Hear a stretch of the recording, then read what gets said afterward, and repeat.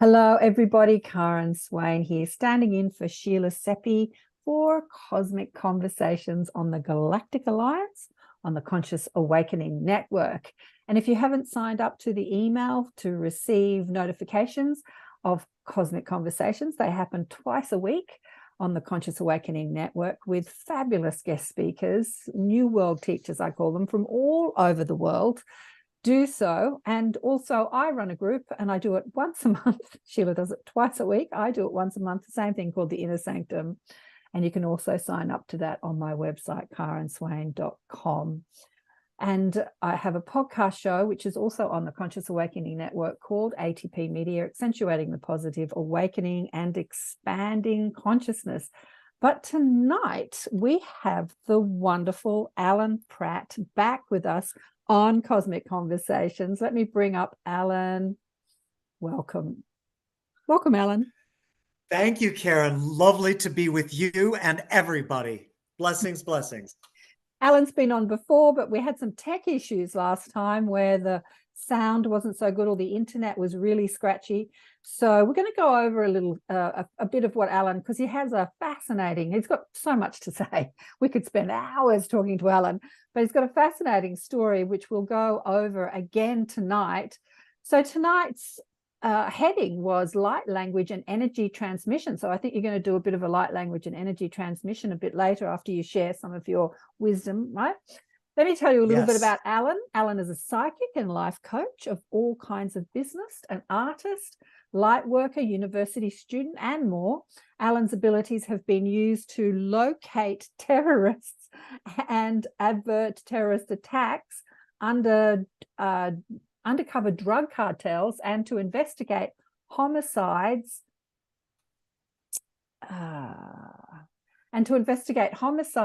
and other crimes. Alan works with a team of professional psychics on these investigations, and he's toured the US since 2009, conducting sound healing ceremonies and concerts, facilitating psychic and life coaching circles, and hundreds of healers and musicians participating in countless healing modalities. But his story is quite amazing. In 2011 in Costa Rica, while Alan was walking down the street, he was badly beaten and choked to death by a group of young kids. And he had a resurrection by a 9-foot-tall blue avian being. And he has been told that he has 3 ET beings inside his body and some robotic implants, which we're going to go into tonight. And he wishes to share his experiences with the ET implants and navigating the mainstream medical world as it relates to those implants. So, Alan, I am excited to hear about your story. Please take it away. Wow. All right. Thank you, Karen. Let's begin with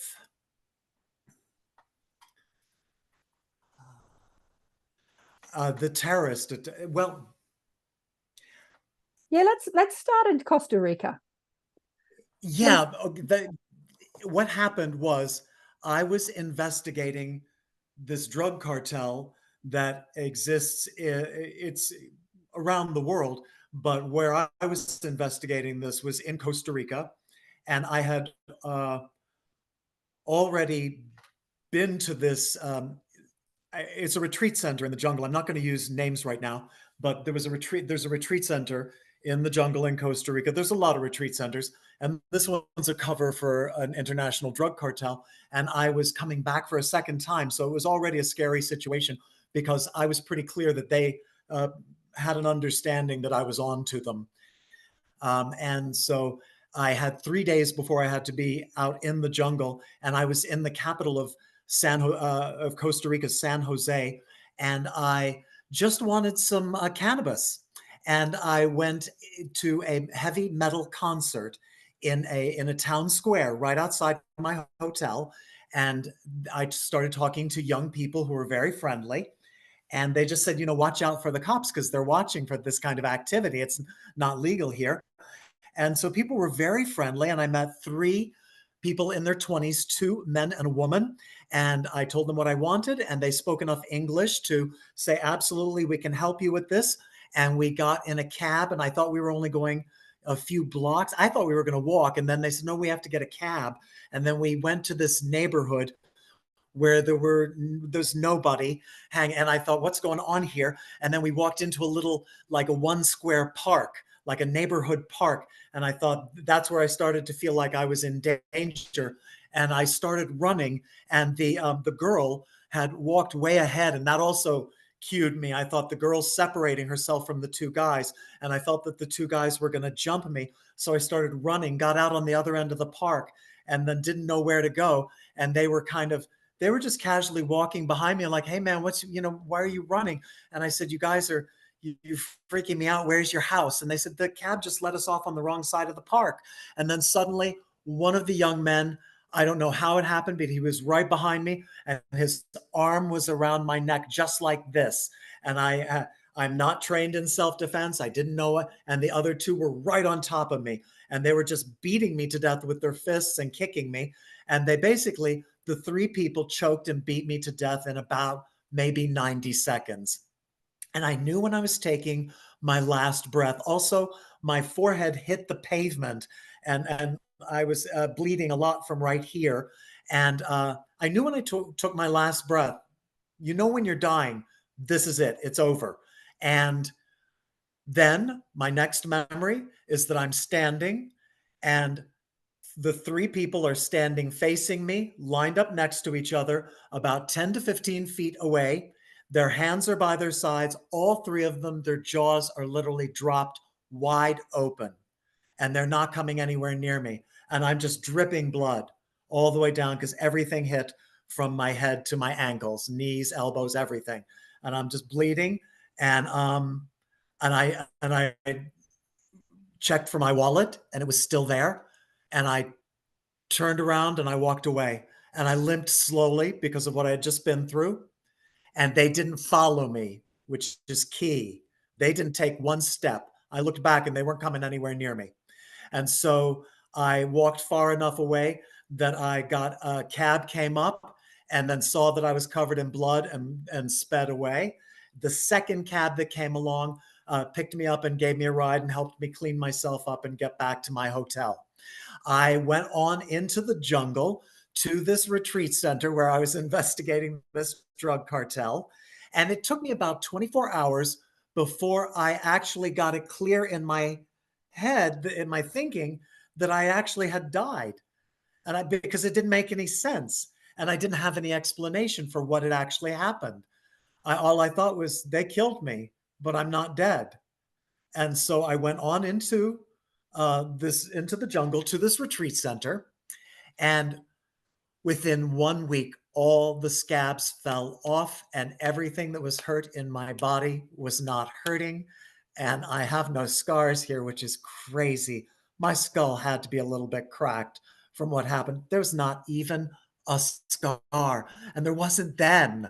This was 2010, and there was, so then I went, well, yes, I'm a healer and I have miracle healings. That's part of my bio too, is that I've had successes with multiple forms of cancer. I've had success with a severe brain injury with a young man since this happened to me. So I know these kinds of healings are possible, but I also think it has something to do with what really happened when I died. And the way that I found out was, I stayed for the 5 weeks that I was scheduled to stay in Costa Rica.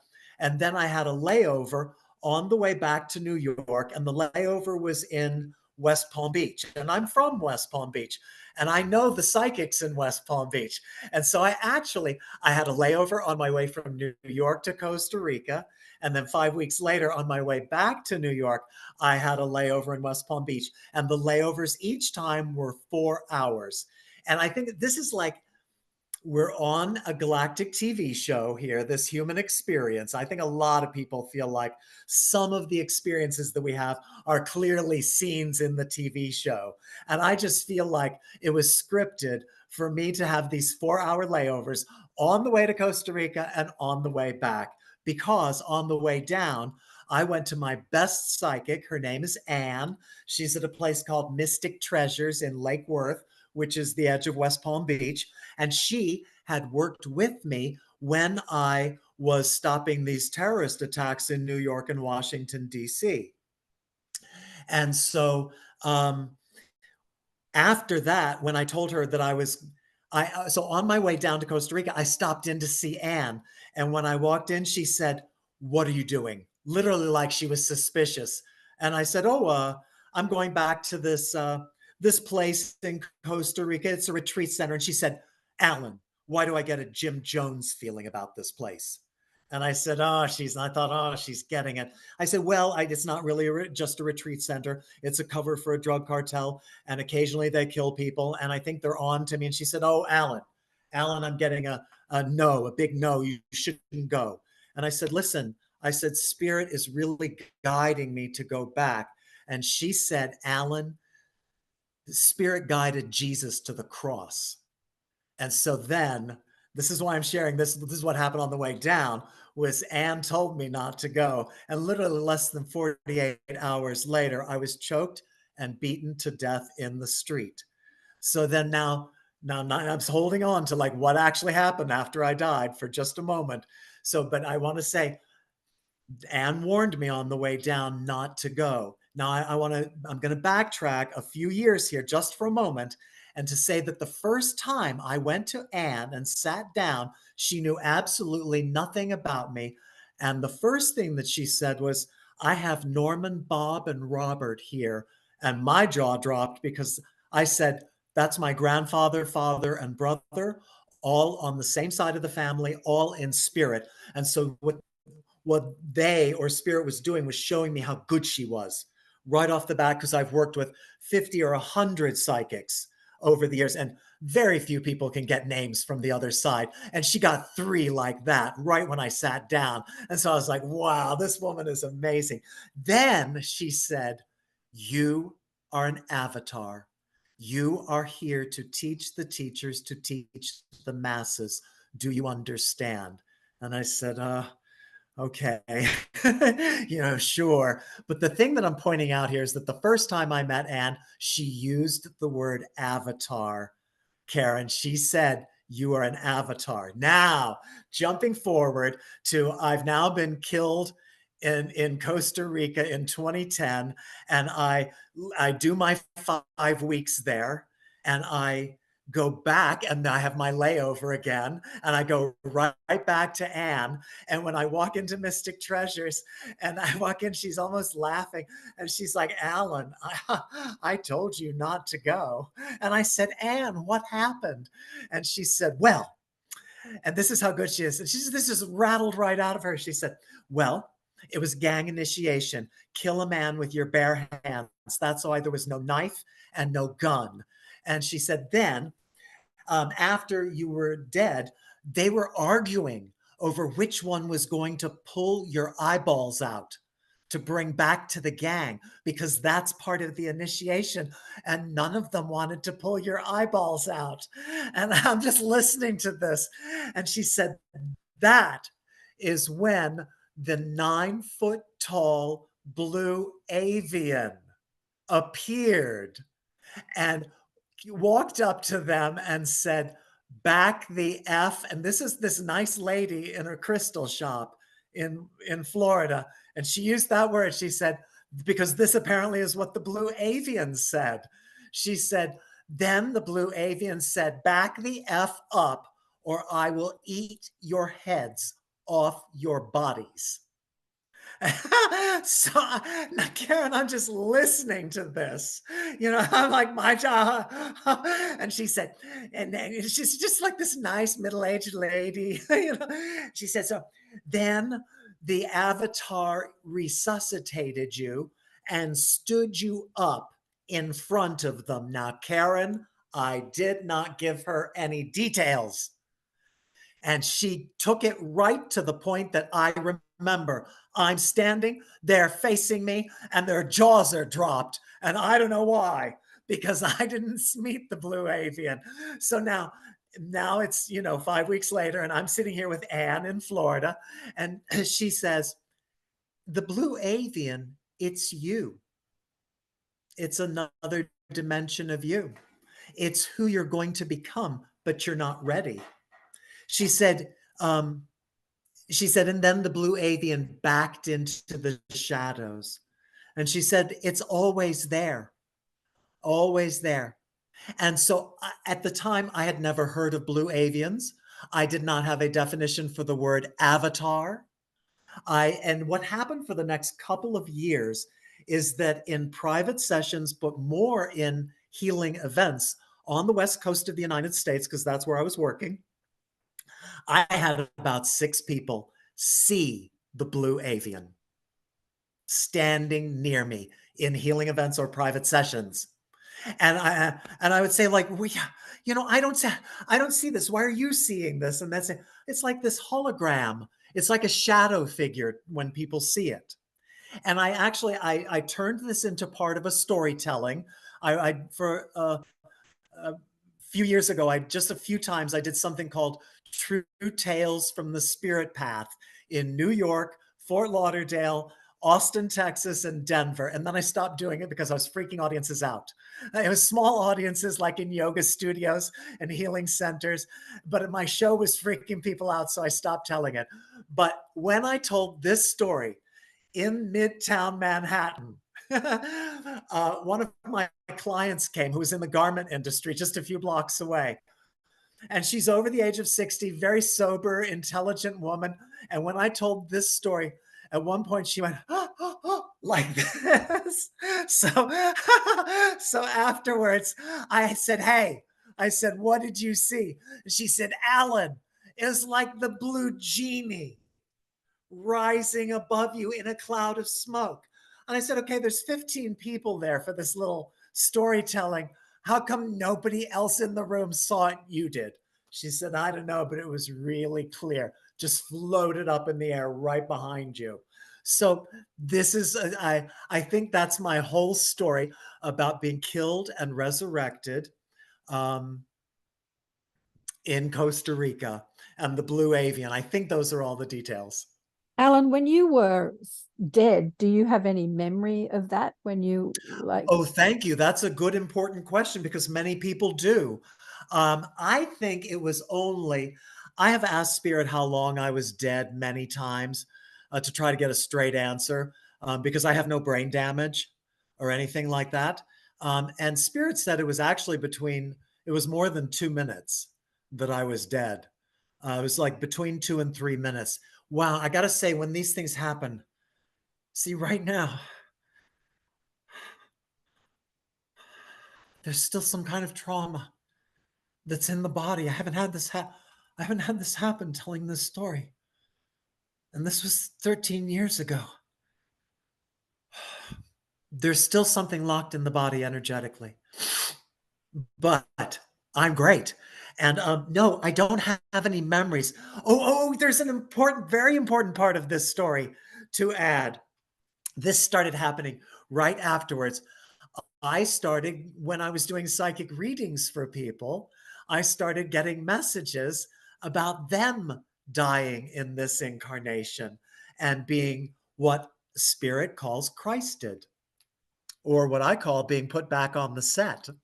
I say that what happens is you get whacked here on this Hunger Games TV show that we're on. And here's how it goes.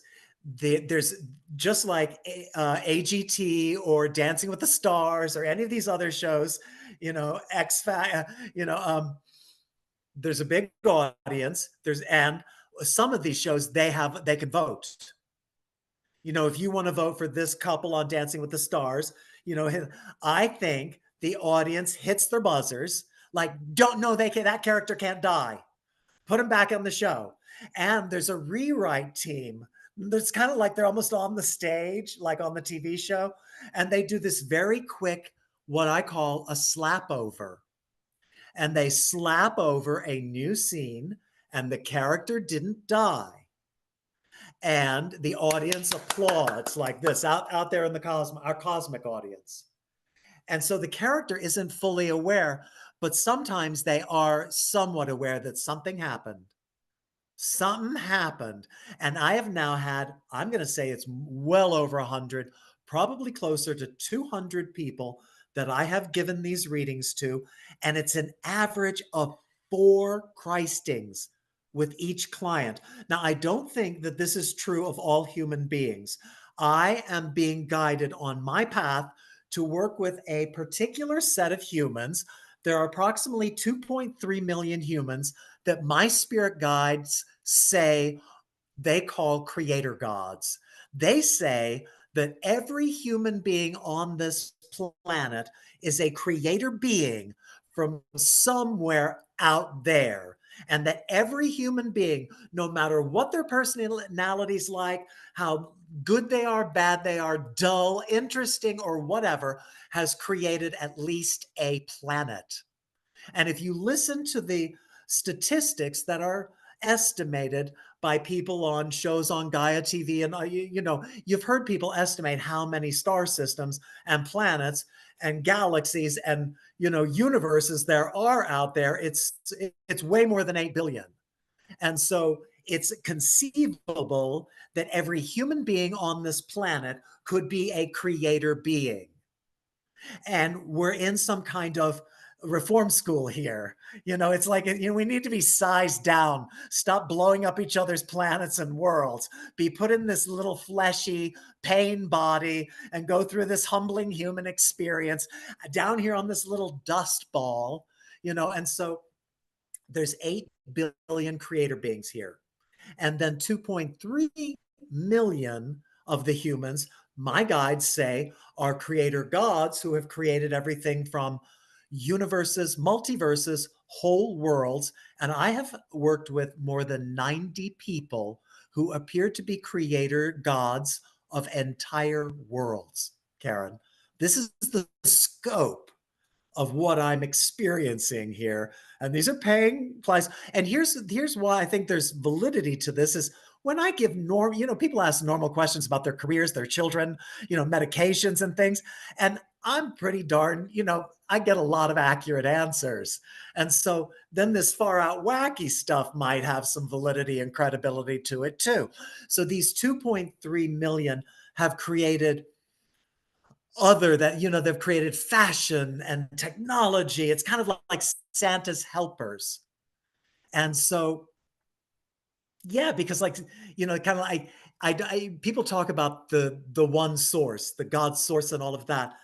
Do you think the one source creates everything? No, I think it's like, Santa and the helpers. It's like creation creates creation. The creative source created more creators to create. And so getting back to the point, what I feel is happening is that I am getting a lot of creator gods coming to me.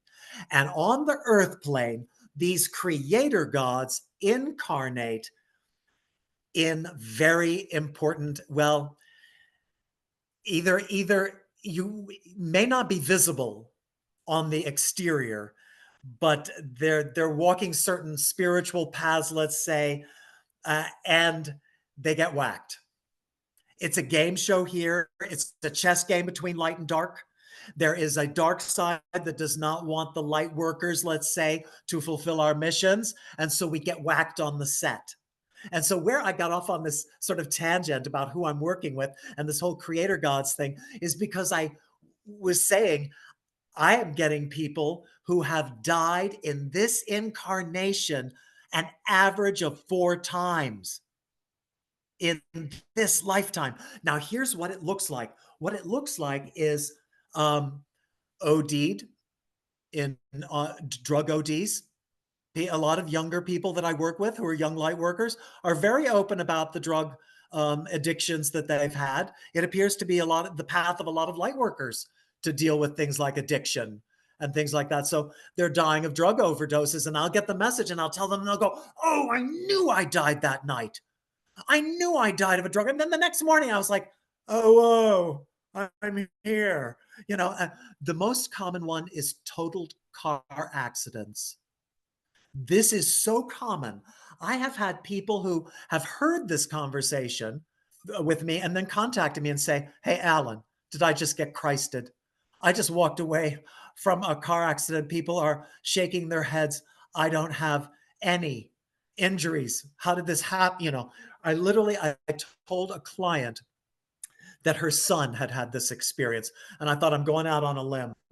I don't know if her son's been in a total car accident. And she said, Alan, hang on. She got a picture of the car that it had the entire top swiped off because it went under an 18-wheeler. She said, Alan, he walked away with a broken pinky finger. And everybody said, how could this possibly have happened? And see, I got it in a message for her, for this man's mother, and she confirmed it for me. So the total car accident thing is very common. And I'm going to say it happened to me. After I got killed in Costa Rica, the total car thing happened to me in Miami, except it was such a good slap over. My car doesn't, it's the car I'm driving now, and there was not a scratch on it. But I'm going to give you the details briefly. I was driving on I-95, that's the big highway in Miami, and it was one of these Florida downpours when it just suddenly a wall of water hits. And all the cars in 4 lanes began hydroplaning. And the car, an SUV next to me, turned 180 degrees into my lane facing me. Now, this is when I say it's like a TV show. That's when it gets like an action adventure show. Now there's an SUV facing me. I hit the brakes and I come skidding to a stop less than 5 feet from our grills smashing into each other. I look the woman in the face and she looks at me, and I went like this, like, holy crap, we're alive. No. And I looked, not one vehicle got hit. All these cars turning and nobody got hit. Everybody stops, turns around, and we all continue. And it didn't strike me for about a week. And then my body began shaking, Karen. And I'm going to be honest, I can control it now. But as I've been talking about the total car thing, it's been coming back again. It's still there. It's still in my body a little bit. I would hardly even believe this, except I'm so healthy and in great shape and so pure and clean. I'm on day 22, by the way, of a liquid cleanse. Are you And fasting? so You're I fasting. am, and it's amazing. I'm over the hump, and it's gotten to that like incredibly light, amazing stage. So I know what, so I work with energy for a living, and now I'm super energetically clear. And during this conversation, I've never had it like hit me when I'm talking about that being killed in Costa Rica, and it did. And right, but I got to tell you, when I tell people about having been killed in the on the highway in a car, um, it almost always still makes me shake a little bit. And that was in 2016, so it's now been 7 years. So this has happened. This I've had nearly 200 people who I've had this conversation with, who nobody has ever contacted me later to say, Alan, I think you're off. I think you're mistaken about this. I don't think that really happened to me. Not one. So that now I've expanded it to including a whole lot of other. Oh, wait.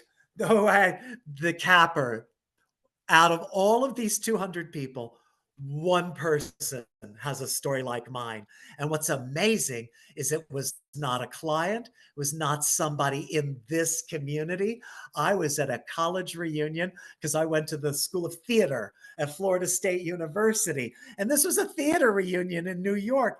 And I'm thinking, do not talk about this stuff. And my mouth just starts going. Just I'm sitting next to a guy on a couch. And I thought, oh no, you're going to freak this guy out. But Spirit knows what they're doing. This guy's this character actor in Ohio. And David goes, Alan, let me tell you. He said, I OD'd on drugs in my apartment. I died. The living room wall opened up. They came out in 2 lines. They were tall, white, luminous beings. They took me by the elbows and they walked me through the living room wall to the other side. And I started to see, the tunnel like people talk about.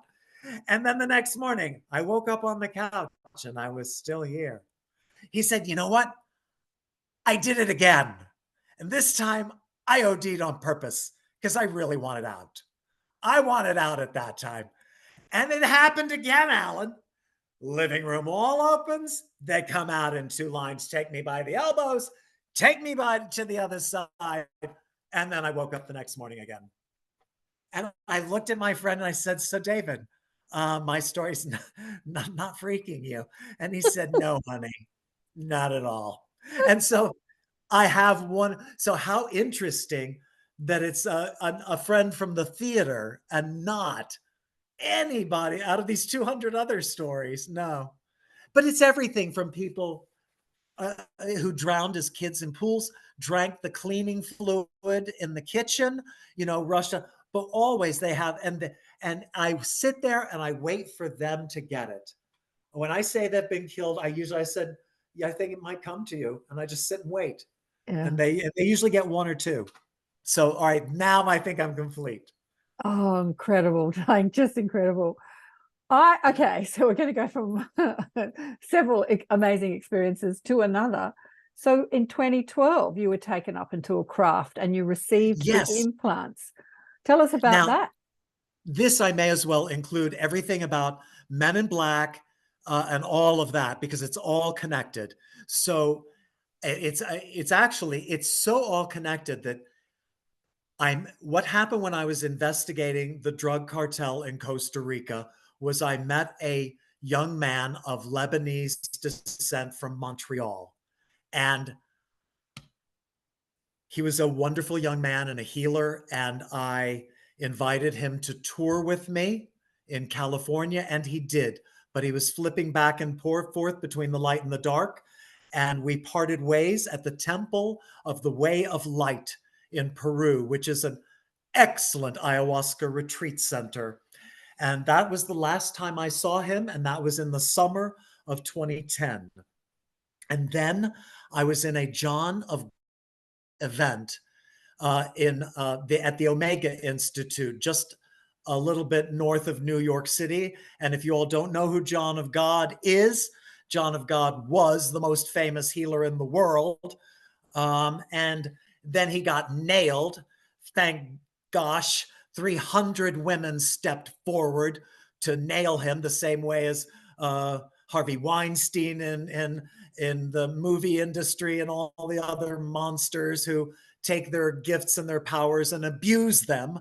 But John of God was this super world famous healer. So I did an event with him at the Omega Institute. I was in what is called the current room, where they have 80 healers.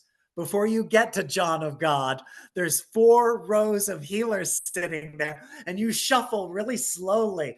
It's the most amazing thing you'll ever feel is 80 either, professional or aspiring healers. And that's what I was. I was in the current room, and that was part of my awakening. This was a huge like an activation for me.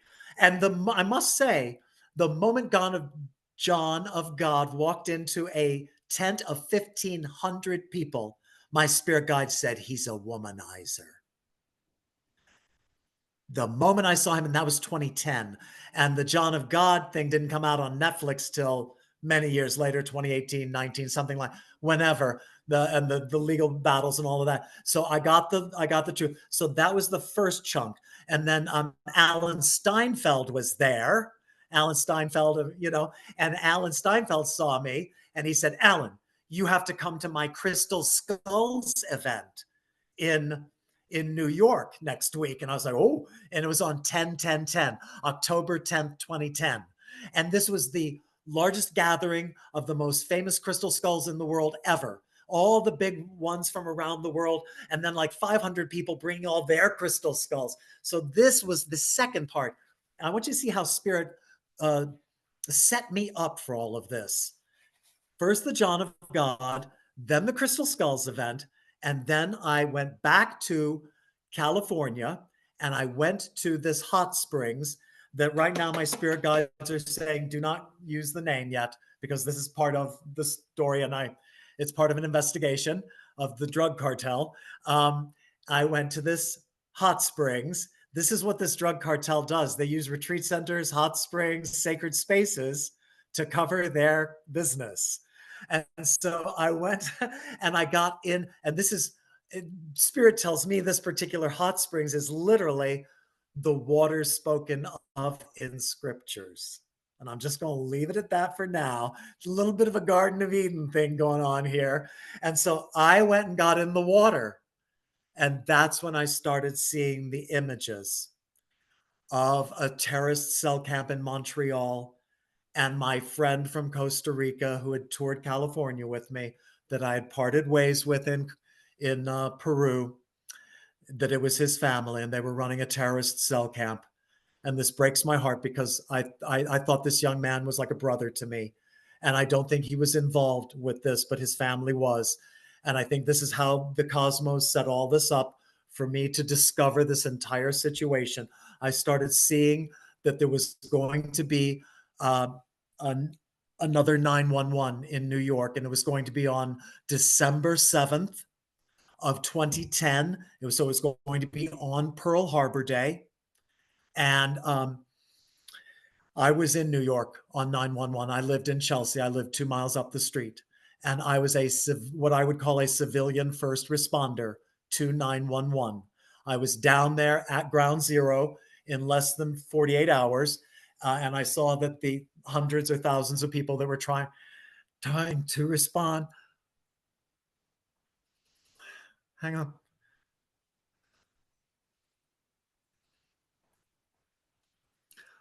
All I ended up doing was arranging for 4 18-wheelers of food for the first responders. But I ended up, me and my boyfriend, getting on, like, he was on his rollerblades and I got on my bicycle. And we were able to get through all of the stop checkpoints, by the government, the military, and all of that, and went all the way down to ground zero. So I share this to say that I think this was all a setup, that I was supposed to actually be at ground zero when 911 happened, uh, several years before me ending up participating and stopping the same thing from happening again. So, and then to sort of add more to it, 5 months later, I actually moved from Chelsea to a penthouse on Wall Street overlooking the Hole in ground zero and lived there while the New World Trade Center was, while it was just a hole. I was only there for 9 months because I think we realized quickly nobody should have moved back. Nobody should have been living there. Nobody should have been in that area at all for a long time. And so we got out of there. And so this was my 911 experience. And so now that was 2001. And then now it's 2010. And I'm seeing these images that this is going to happen. And what I figured out was it was going to be Times Square, and it was going to be a nuclear device this time to start World War III. And so I kept contacting my friend, my 19-year-old friend. He turned 20 while we were traveling, so he's 20, and he would not respond to any of my communications. And so I knew I was onto something. So I flew to Montreal, and he got on the phone with me then because he knew I was in Montreal. And he basically said, "What are you doing here?"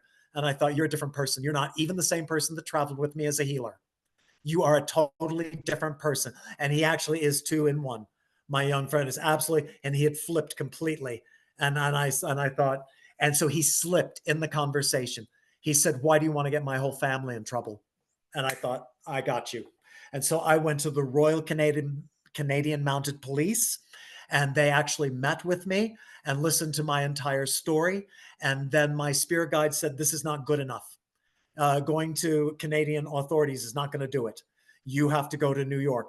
So I rented a car in Montreal for a month because I think because I was being guided, and I thought, who knows what's going to happen. I rented a car for a month and I drove to New York. I was still fairly new. I'd only been a psychic for a couple of years, Karen, and I certainly hadn't dealt with anything like this. I thought I was going to be like a normal psychic and have a cute little boutique somewhere. Anyway, so um, I drove to New York to like feel it out, where the attack was going to happen. And I got more information and I did all sorts of things, contacted all of the major press, all the major media, and told them what I think was going to happen. Nobody responded to me. Um, I contacted all my friends, some of who said, please do not contact me again. Go away. People stopped talking to me. I stayed in New York to see it, and nothing happened on December 7th of 2010. And so I felt like a crazy person. And I knew that the authorities had not gotten the nuclear device or all the people. I knew they had gotten some of the people and not all of them, or the nuclear device, and that it was being retooled for the Capitol building in Washington, D.C. for Christmas Eve. And so here's the bottom line is I rented a car in Brooklyn and I used my finger on maps on my laptop, and blowing up maps, I found where the terrorists were on a non-functioning farm in Maryland, approximately 30 to 40 minutes outside the state, outside of our nation's capital. And I drove to that non-functioning farm and found them. Swear, Karen, I found these terrorists. I found what there was, and the reason I knew it was because there was no activity on this farm. There were no crops in the fields. There was a barn, and there were two vans next to this barn, and there were about 15 dark-skinned, dark-haired men, only men, going in and out of the barn. And I thought the nuclear device is in the barn, and there are the terrorists. And I called the FBI on December 21st of 2010, and I told them what I was getting. And this guy said, Mr. Pratt, if this is all psychic evidence, we really can't listen. And I said, oh, I know, but I had to try. And I thought you listened to me on, a few days ago, about 2 weeks ago, when this was going to happen in New York. They were all, they listened. I left part of this out. Sorry. From New York, when it was going to happen in Washington, D.C., I when I drove to Washington, D.C., I went straight to the CIA, thinking like I would drive in. I can laugh now about this. There's these big walls and big signs. Nobody just, it's not just, it's not, it's not a theme park. So I called the CIA, and um, and they were on the phone with me for about an hour. They listened to me, but they said, no, sir, you are not driving onto these premises, but talk to us. And so they listened for an hour. And the next day, the FBI called me. And this is why I continued with everything. Karen, the FBI called me directly and said that the CIA had passed it on to them. That's why I knew this was all real. So So by the time, what happened to the barn, the guys in the barn? What happened to hang them? on, I'm backtracking a little bit Okay. to say, because it was in between me stopping the terrorist attack in New York that would have been on December 7th, and then figuring out what was going to happen next. That was when I drove to Washington, D.C., just going to go to the CIA, because my spirit guide said, do not contact the FBI. And you see what a game this is. And I think my spirit guides are so good. They said, contact the CIA, and look how it rolled. The FBI contacted me, and I now have proof that this is real, because the FBI contacted me. I did not contact them. You see, so I think that's how good my spirit guides are. They were like, oh, contact the CIA and watch how it rolled. And then the FBI contacts me, and the FBI demanded to know everything I knew. That's what they said. That's when I knew this was real. They wanted every bit of information I had. And so I gave them all the information I had about these people in Canada, because that's what I could tell them, was where I felt the cell camp was. I felt like I could identify its location in the outskirts of Montreal. I gave them I could name like a highway and an exit and stuff like that. So I was already working with the FBI. And now I had located the terrorists, and I just called the FBI. And so this is why I'm kind of laughing is that, Mr. Pratt, if this is all psychic evidence, we really can't listen to you. And I'm thinking, oh, who called me? I didn't call you guys. You called me. And so now they're doing the really a psychic, and I said, okay, well, but thanks for listening. And I'm thinking, you listened, you're just not telling me you're listening. And so nothing happened on Christmas Eve in the capital of our country. And at that point, I had gone back to New York. I had turned, wait. Uh, in between, I went to, I guess I must have had time.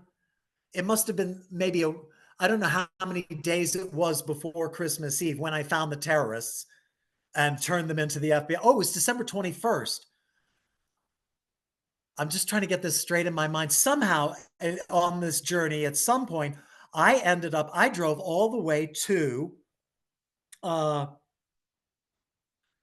North Carolina to go to the Rhine Research Center, RHINE. Rhine Research Center was very well known in the 1970s and 80s for their psychic studies. And so I thought that I was going to get credibility and backup from this very credible psychic institution that used to be associated with Duke University. And they're no longer associated with Duke University, but they're still right there in Durham, North Carolina. So I drove straight there and I walked in, and five different staff members sat with me one by one in their cubicles and said, don't stop. You have the missing pearl. You have the information that the authorities need to stop the attack in New York. That's when I did this. It was before I even stopped the attack in New York. That journey I drove all the way to North Carolina, worked with the Rhine Research Center, then stopped the attack in New York. But so I just wanted to add that because I had all this backup from all these professional psychics running this organization saying, you have the missing pearl. You have the information that they actually need. And they said, what you have to do is contact every organization, CIA, FBI, New York City Police. I think they named a couple of others and said, and tell all of them that you're contacting all of them. Do you understand why? And I thought about it, and they said, you have to tell them all that you're contacting all of them. Or if you get the wrong people in any one of these agencies, nothing will happen. You understand? There's both sides in all of them. You tell them that you're telling all of them, and then it's like a contest. Who's going to do the right thing first? You see what I'm saying? So that was why. So I wanted to include all of that. Now I'm literally talking to the FBI. I've just located these terrorists on this farm in Maryland. It's December 21st, and they're dismissing me completely. And so Christmas Eve, nothing happened. I'm apartment sitting now in Manhattan for a friend. And on Christmas Day at 4 p.m. in the afternoon, my phone rings, and it's from a 555 exchange. And I don't know how it is in Australia, Karen, but in the United States, if you're over a particular age, we all know that all television shows and movies used to have to say 555 for every telephone number.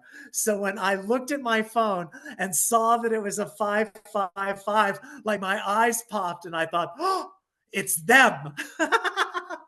And so I answered, and they said, Mr. Pratt, are you the person that reported blah, blah, blah, blah, blah, blah, blah, meaning, what was about to happen in the Capitol? I said, yes, I am. And they said, we want to see you immediately. And they said it was the FBI. And so they said, where are you? And I said, I'm in New York. And they said, so are we. And I thought, I'm on a cell phone. You know exactly where I am. And they said, so it was a blizzard in New York the day after Christmas. They said, we're going to come tomorrow. It was actually 2 days later. They came in the middle of a blizzard, 2 days after Christmas. Think about this, that they called me on Christmas Day, and that they showed up. It was 3 badge carrying agents. And I now wish that I had looked closer at the badges, because I did not. I just said, okay. And I let them into the apartment. And they were very nice guys, 3 different ethnicities, a white guy, a Latino guy, and an Indian guy. They were all in their 30s to 40, and they all looked like they were dressed right out of an Eddie Bauer catalog. It was like they all looked like they could be going fishing or just, going off. It was that thing, right? They did not. So here's where I'm going with this. They were the Men in Black. They weren't the FBI. And they just looked like the nicest guys in khaki pants and, button down collar shirts. And they were friendly. One of them knew all about Burning Man. I talked about, I don't know how that came up, but I thought these guys are hip. But here's how the interview went. Within a couple minutes, one of them said, who are they? How many of them are there? How do you call them in? These are the questions. When I didn't answer one, they just kept asking. And this was the row of questions. How do you call them in? How many are there? And they then realized I didn't know what I'm doing. And they said, Mr. Pratt, have you seen the film Men in Black? And I said, yes, I've seen parts of it. And he said, we get a kick out of that film because it's basically who we are. We are an unknown division of the government that works with people like you that work with aliens. Swear, Karen. And that's when I was like, I thought, oh my God. And then I thought, okay, somebody's listening to me. But I did not understand that I was getting my information from alien races. I did not have I did not know I had implants in my body at the time. And we're about to get to this part of the story. But isn't this all? I mean, it was important for me to tell all of this. It's all connected. And of course, Men in Black, I have to tell this, so um, they realized that I really did not know the information that they wanted. They did ask to photograph my crystal skull. And I have a crystal skull that's only about this big, and it was sitting on the floor under my chair. And one of them said, what is that? And I said, it's my crystal skull. I thought you know what a crystal skull is. And he said, oh, could we take a picture of it? And I said, okay. And he said, could you hold it just like this? And they kept adjusting my hand, Karen. Tell me when you get it here. They kept adjusting the crystal skull, and I figured it out. I thought they're photographing my skull. And I don't understand why. I have no idea why they're photographing my skull. It's because, and I'm just going to jump ahead and give you the punchline. One of the 2 robotics that is in my body is right here. If you touched my skull, you could feel it. If you looked, if you were in person, you can almost see the ridge. There's a tiny, can you see a little bit of a ridge on my skull? It's encasing a worm that is super powerful, that I think the Men in Black or maybe some government agencies don't like it that I've got this in my skull, because I think it keeps me alive, and this pisses them off. Who put it there?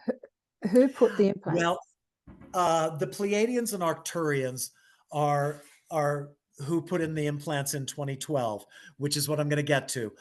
Klezak, which is the name of this robotic, Clezakh. I don't know. I don't know. There's some pieces of history that I guess I just haven't asked yet. But I think this one was definitely in there at the time.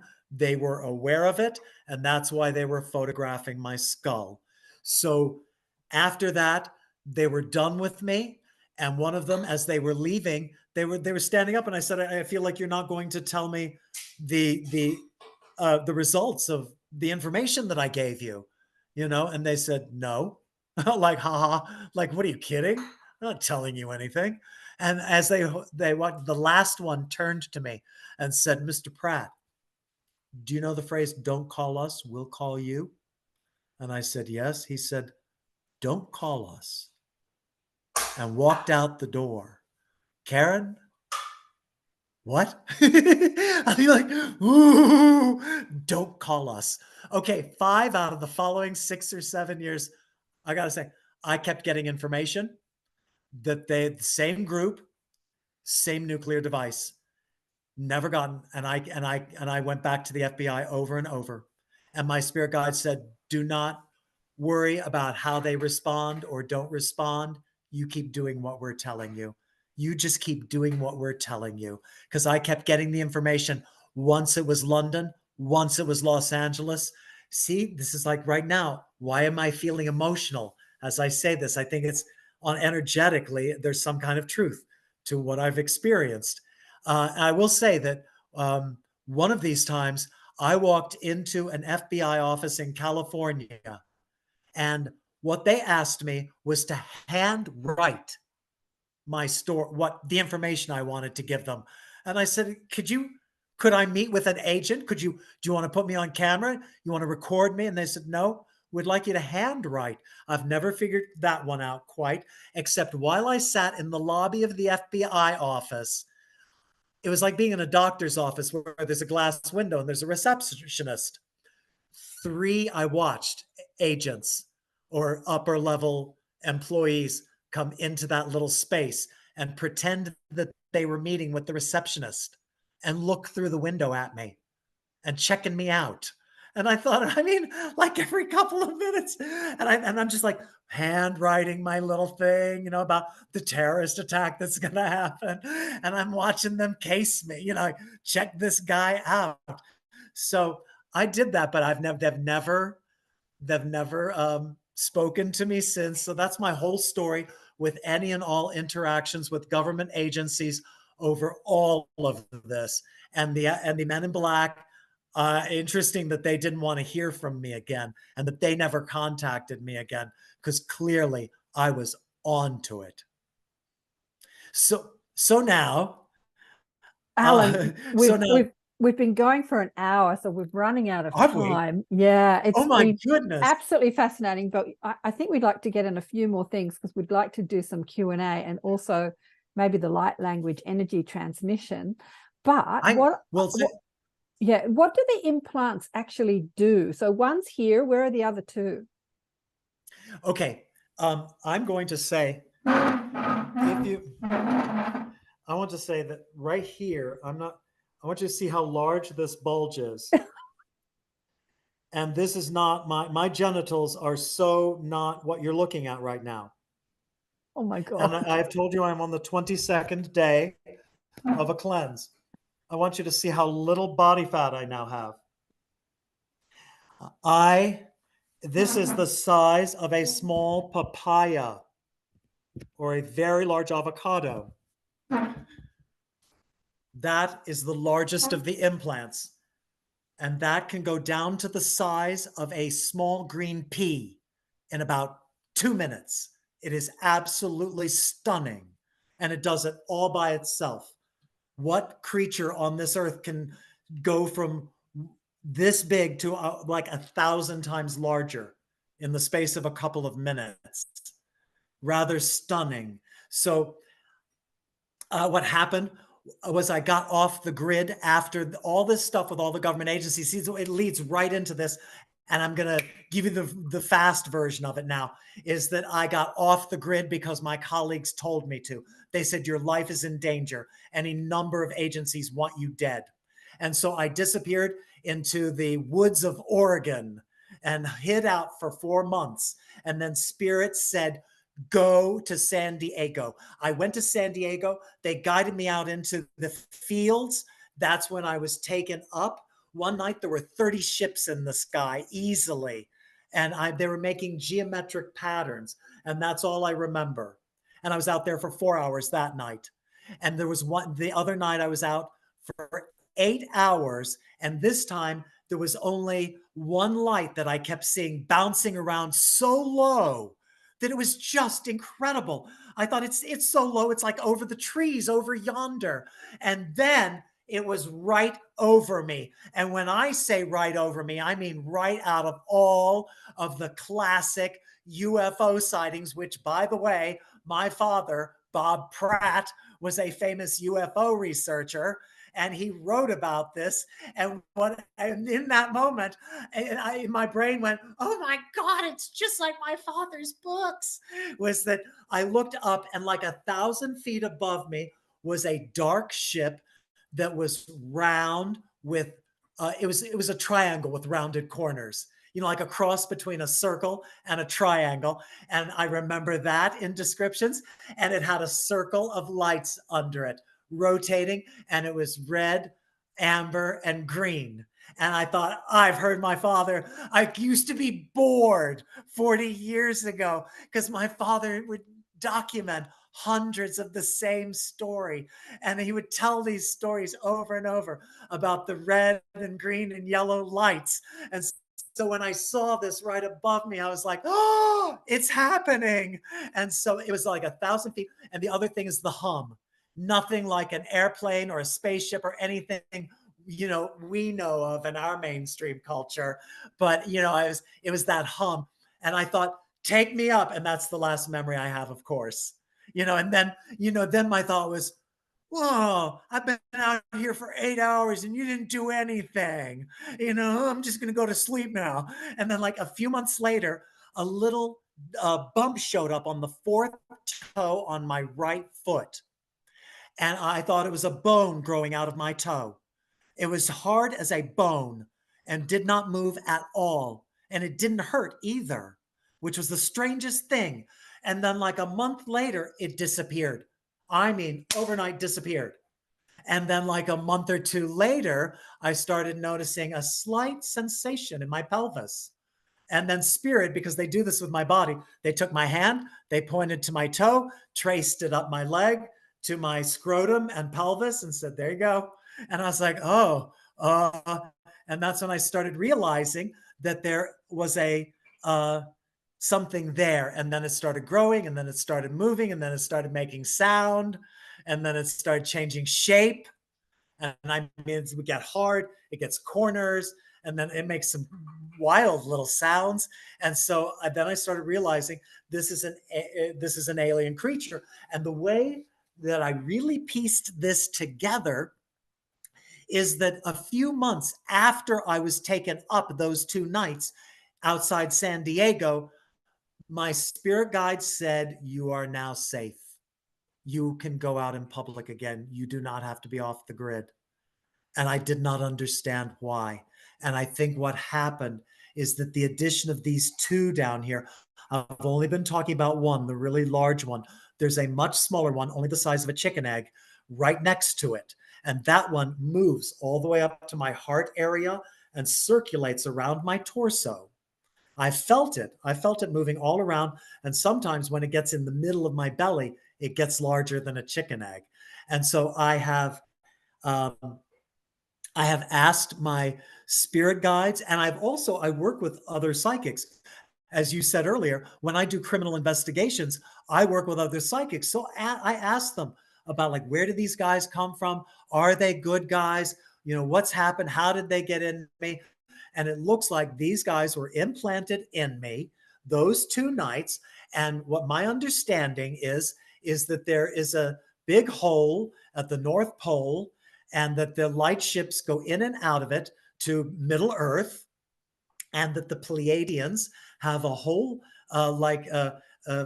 when you have a whole lot of ships, a fleet, that they have a fleet of Pleiadian light ships that are in the middle of the Earth, and they come in and out of the North Pole and circulate around the Earth. So when I look up at the light ships in the sky, which I have been almost every single night since this all happened, I can look. I mean, I do it anytime. I can do it this evening. My spirit guides say it's them. A lot of the lights that I see in the sky are the Pleiadian light ships that are coming in and out of the North Pole. And so my understanding is that the Arcturians come on a real intergalactic ship, come into the North Pole, and then it's like getting on your local transportation. They get on like the local bus with the Pleiadians, and it's an Arcturian Pleiadian operation when they take me up. And I'm smiling because are you familiar with the bar scene in the original Star Wars movie? It's a very famous scene. Yeah, Okay, absolutely. it's like that. My spirit guides say, yes, they have some work to do. Yes, they're doing an operation on me. And yes, it's a party. And they are partying. So it's the good guys. It's like a get together and they do some good work. And my understanding is that's where these guys come from. They do healing work with me. I could give more details around all of that. I've had severe pain around them pulling the disease, darkness, and demons out of individuals, but mostly in audiences in sound healing concerts. I've had up to 250 people for sound healing concerts in cities like New York. And when that happens, I was ending up on the floor with the most horrible pain in my body. And you could see my hands trying to pull it out of these guys. That's how obvious it is. And then other healers in the ensemble come up. And so I'm in the middle of a concert explaining my alien implants to the other healers and saying the alien implants are healing the people in the audience. They're killing me, help. And the healers will pull it out of me. And so this peaked in 2019. And a couple of healers in New York were so amazing. One of them is a woman who said, I'm going to the Galactic Federation. I am going to make an appearance like in astral travel. And this is a woman who, in her day job, hires the faculty for a major university in New Jersey. So she's got a real profession. And then she's one of us, on the side. And so she's like, Alan, I am going to go talk to the Galactic Federation and tell them this is not working and they have to do something. And so you remember my story earlier about creator gods? Karen, she's one of them. And guess what? She's a member of the Galactic Federation. Only I didn't have this whole thing down. I didn't get the whole picture when she did this. It's been since then that I was like, no wonder you can astral travel and go talk, which I understand the Galactic Federation is like 1,000 ancient creator gods between 60 and 220 billion years old, and that and it instantly stopped like at the beginning of September in 2019, and it's been almost 4 years. And I have bad days where it's kind of like I'm pregnant, like women being pregnant, like the baby's kicking, nothing like it was. I feel like all of this is proof that I am on the right track about what the function, because this is what Sheila asked in the last interview was, what is their function? And I wanted to explain that they're good guys and that they are working with me and they were put in by good guy extraterrestrial races, and that I have this kind of proof from having this dynamic of the pain disappearing. Thanks for letting me explain all of that. Now where do you want to go? Do you want to do Q&A or? Yeah, I've got about a million questions that I could ask you, but you did want to do a light language transmission. So let's do that. And then maybe if Susie's still here, we might get Susie to do a song. Sing a song. There she is. She's still here. And then we might do Q&A. Take a couple of questions while we're still recording, and then I'll turn off the recording and I'll open it up to the group to ask whatever they want to ask without us being recorded or live on a public platform. So I'd love to hear your light language. Can I do 10 minutes? Sure. Yeah, if you want it a little shorter, just give me a number of minutes and I'll keep my eye on the clock. Maybe a little shorter. Maybe 7 minutes, 5 minutes. 7, you got it. All right, so everybody breathe and relax and open to receiving and releasing. This is an activation and a releasing. Whatever you got going on, let's do something good for it.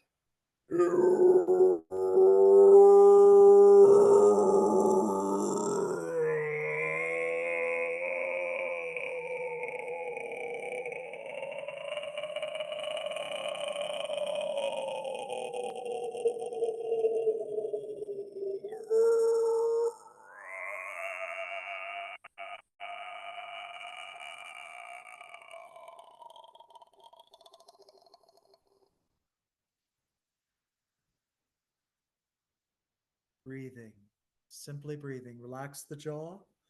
Let your mouth hang slightly open, allowing air to flow in easily.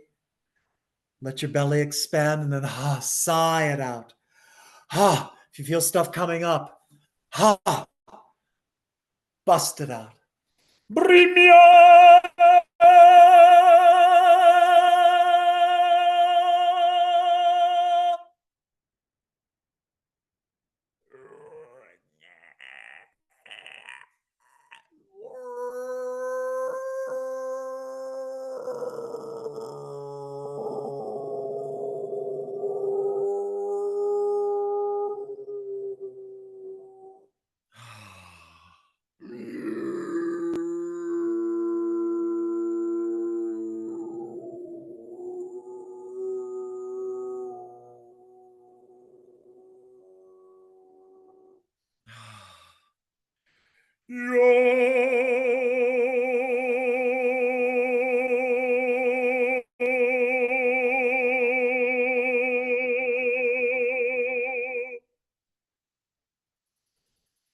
Jar mue charki, sharvi ish barbun charginje, kangringangrembam spardi, hore barjambo.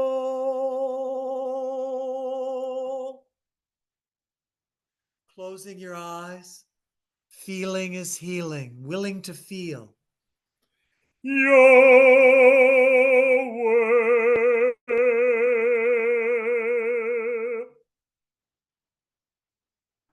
Pioe.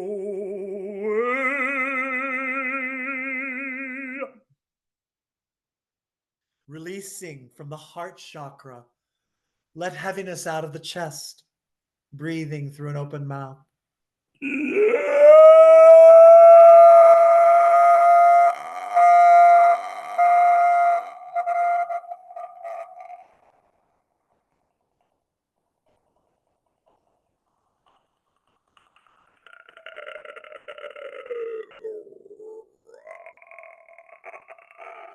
If you feel a tickling in your throat, let it tickle. If you start to cough or yawn or belch, let it. It's how the body releases.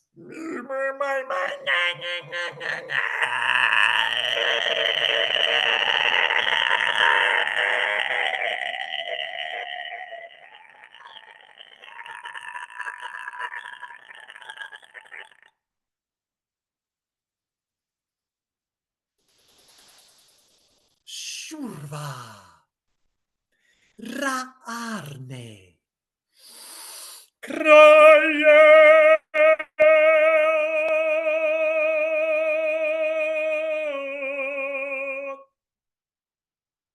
Spirit just used the name Cryon, which many of us know, the great spiritual teacher. Yahweh, Yahweh.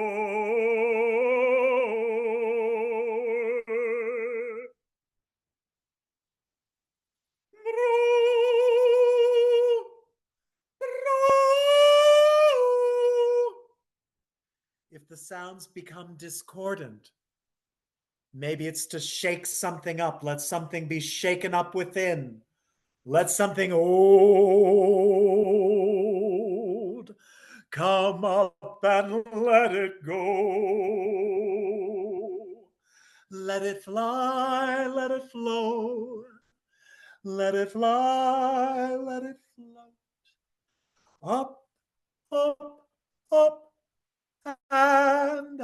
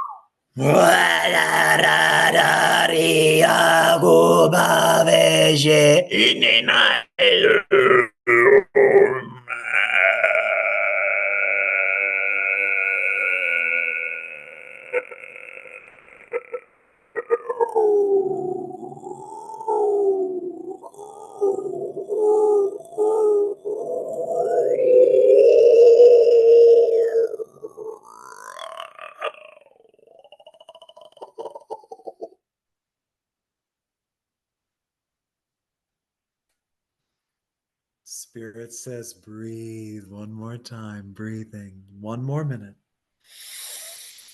Jerfa.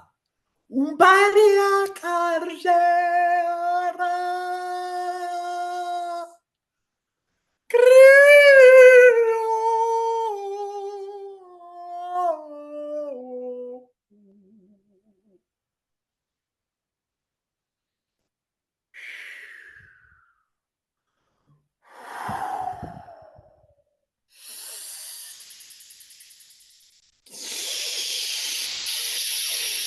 Chakra, yakra, yakra, yakra.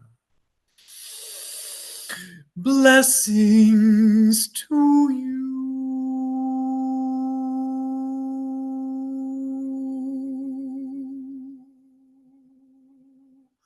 Peace and love. Peace and love. We are ya. We are ya. We are ya.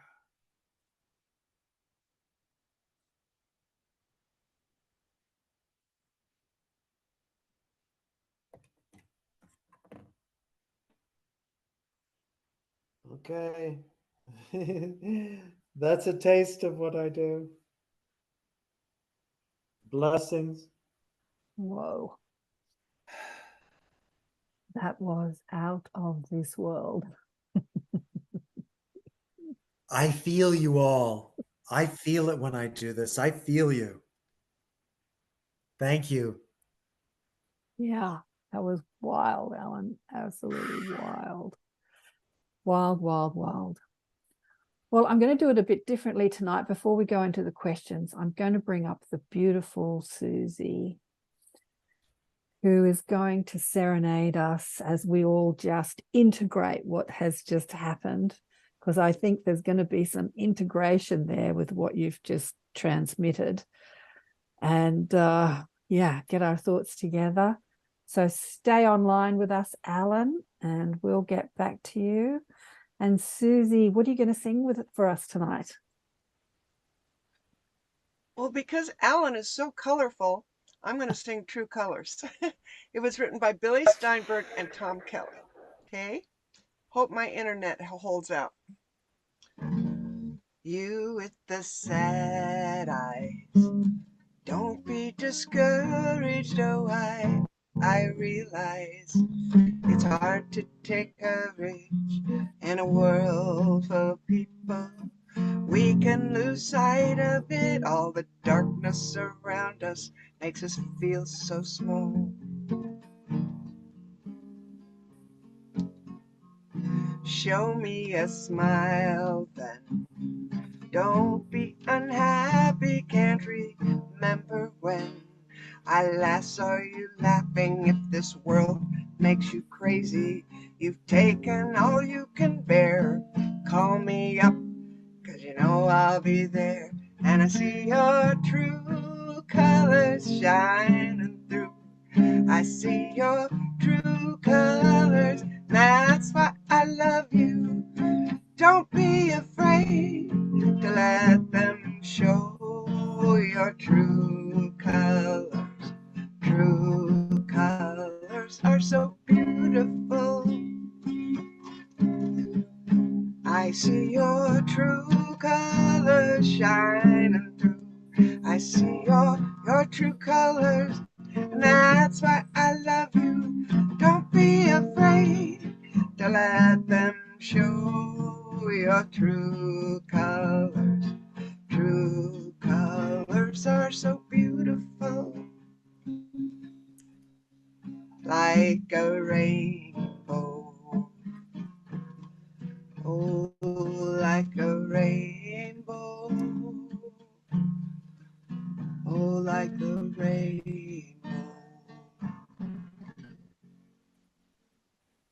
Yay! Oh, That's beautiful. Beautiful, Susie. Thank you so much. Where did she go? You muted yourself. my There we go. my deepest pleasure. Deep.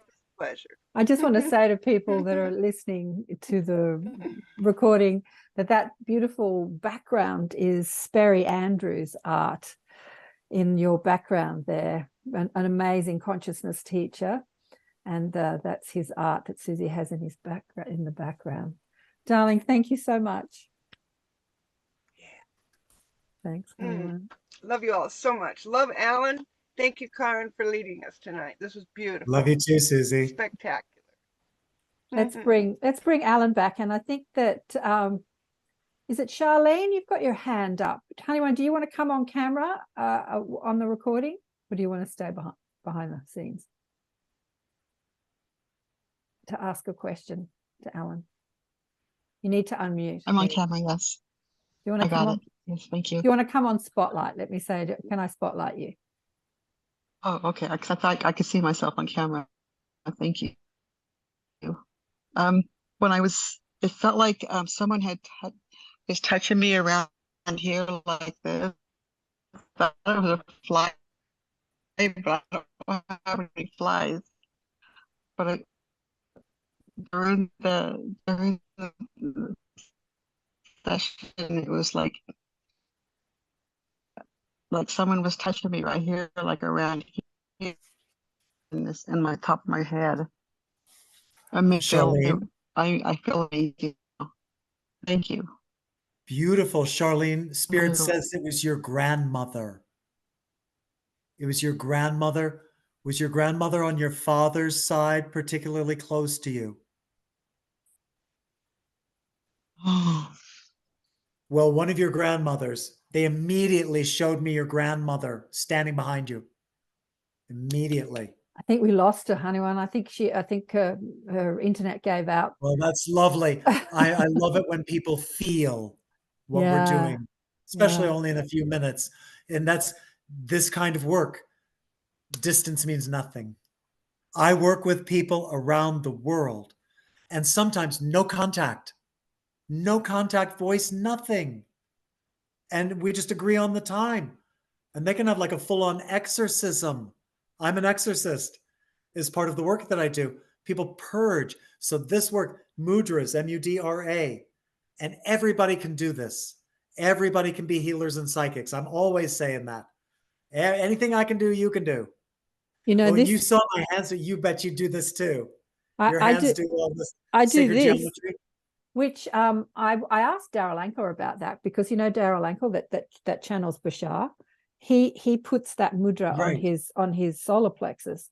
I tend to just rest it on my legs, but I said, what does that mudra mean? And he said, it's a focusing mudra. It focuses energy. And I went, so fascinating. I think it is important to understand the science of these things, and I'm glad some people do. I don't, and what I want to distinguish is the distinction between learning things by rote and activation. I don't know what any one mudra means. You couldn't possibly teach the hundreds or thousands of hand and full body gestures that move through us when we channel. Yeah. It just happens. It's from within. Does anyone else have a question? Because I've got millions of questions, but I'm going to open it up to the group. Pop your hand up, the little hand. Are we still on? In the reactions? Yeah, we're still recording. We're still on. We're not. Okay. Yep, we're still recording. So does anyone else have a question? Because if not, I will ask. Well, let me just ask you some questions. So the implants that you have protect you. You said that they protect you, because I was thinking, as you were sharing a lot of this information, that publicly, because this will be shared publicly, that it's quite dangerous to share what you can do publicly. But you're saying that the implants that you have are protecting you in some way, as well as. Well, I've only been doing these interviews this year. This is the 8th interview that I'm doing. And when I have talked about this, I have said, and I think I said this in the interview with Sheila, is that this makes me uncomfortable. Talking about this is uncomfortable. I am scared, but I could say, I kind of live in fear, but I have a great attitude and I stay healthy and I go to the gym and I do my work. I got it. A lot of people maybe wouldn't talk about all of this, and I might be a fool for talking publicly, but it's kind of like the cat's out of the bag. I already did it. You know, I've now done a bunch of interviews. I the drug cartel, they have known that I've been talking publicly now since 2010, and I'm not dead. It would be so easy to pick me off. I do public healing events. It would be so easy to send somebody to a healing event and pick me off, and it hasn't happened. So Yep. so I at guess this point, yeah, it's kind of little bit by little bit. I just keep getting more. your time is not up. I guess no, no. Um, I have a big mission, and aside from all of this stuff that I'm talking about, I have big business projects that are really going to make a difference in the world that I'm working on. Uh, that's how you make a difference in the world, is through business. And I have real estate projects.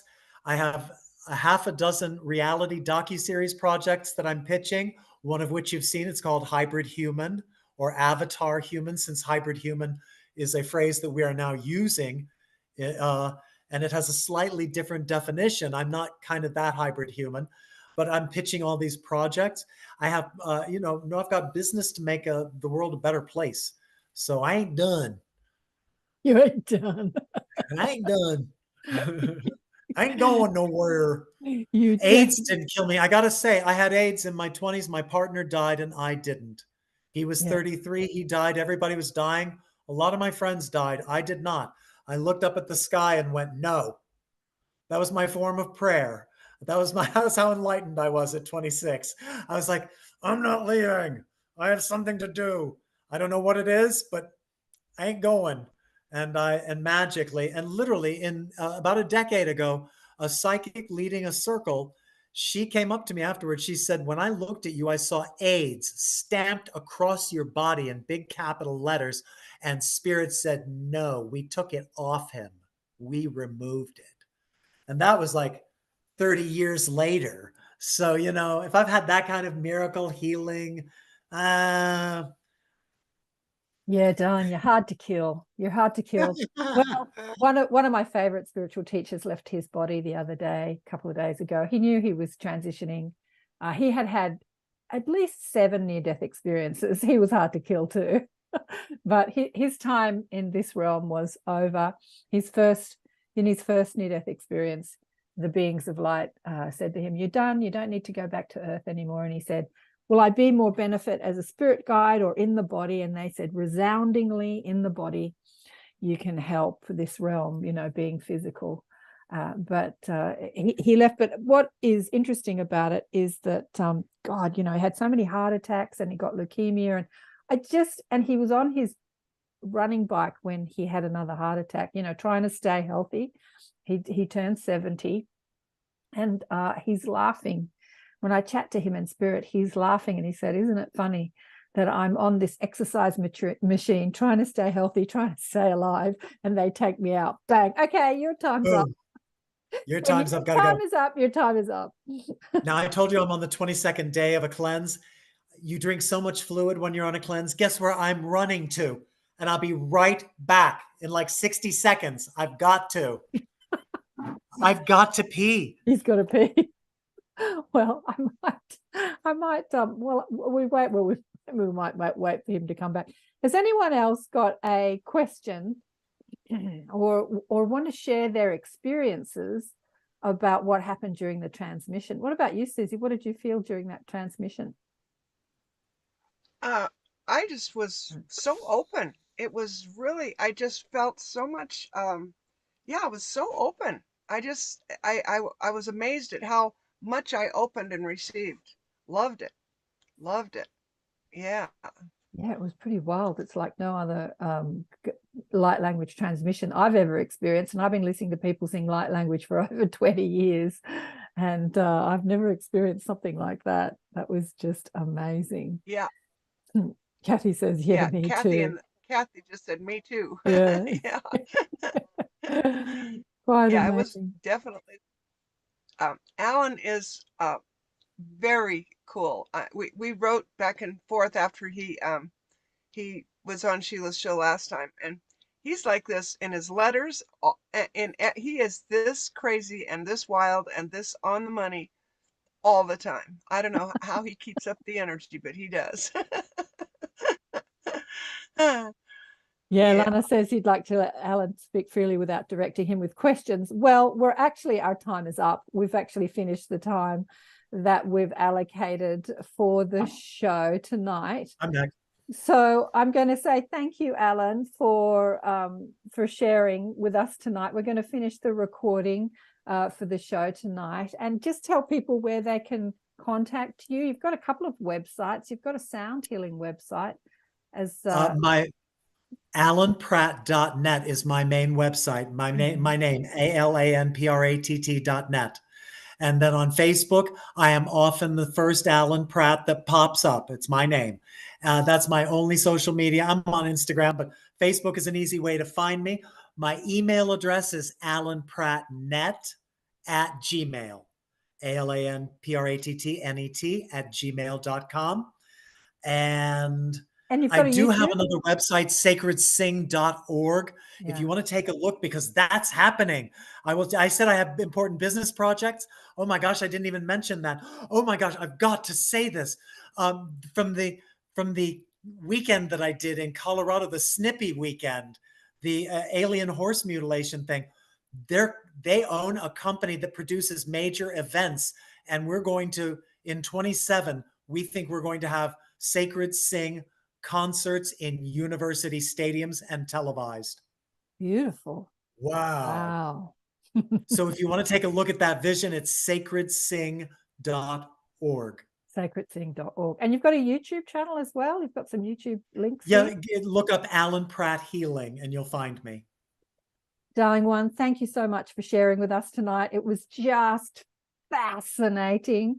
I'm going to stop the recording now, stop the live, and just we'll go over to the group and let the group share freely. Thank you again for sharing with us tonight. Thank you, everybody. Much love.